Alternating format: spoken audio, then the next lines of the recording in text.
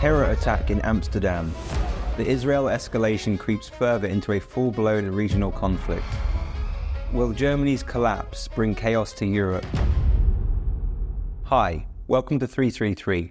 This is the news from the last 24 hours. Last night saw violence erupt on the streets of Amsterdam as Jewish soccer fans leaving the Johan Cruyff Arena encountered what the Times of Israel described as, quote, an apparently organized, widespread attack against fans of Maccabi Tel Aviv, unquote. So far, 5 people have been hospitalized, 62 people arrested, while 3 are still unaccounted for. Dutch police are providing no further details about those injured or detained, though it is confirmed that the 3 missing people are Israelis. As Jonathan Sakadotti writes in The Spectator, quote, the Netherlands must confront this issue immediately, not only for the safety of its Jewish residents and visitors, but for the stability of its own society, unquote. And as Amir Safati informs us on Telegram, quote, Shin Bet and Mossad alerted the Dutch authorities ahead of time, unquote. Which, despite the large police deployment in the city, still raises the question, why were the Dutch police and indeed the Dutch government so ill-prepared?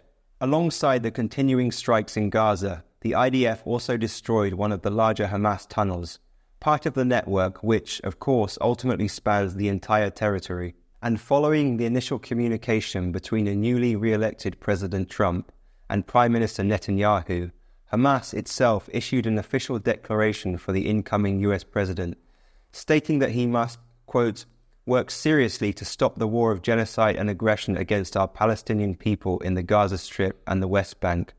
Stop the aggression against the brotherly Lebanese people.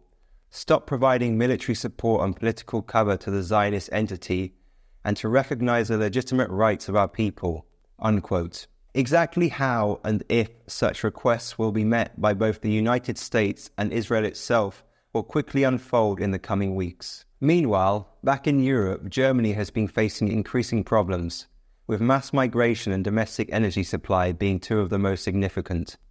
This has now culminated in a more general dispute about the overall economy, and the announcement by Chancellor Olaf Scholz of a vote of confidence in Parliament to be held in January. As the Wall Street Journal put it yesterday, quote, the German political crisis leaves Europe rudderless ahead of Trump's return, unquote.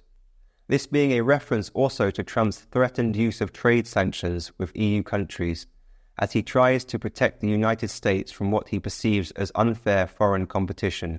Indeed, the results of the recent Forcer survey for the TV channels RTL and NTV show that 73% of German citizens support the collapse of the ruling coalition, with the demand for a new general election as soon as possible.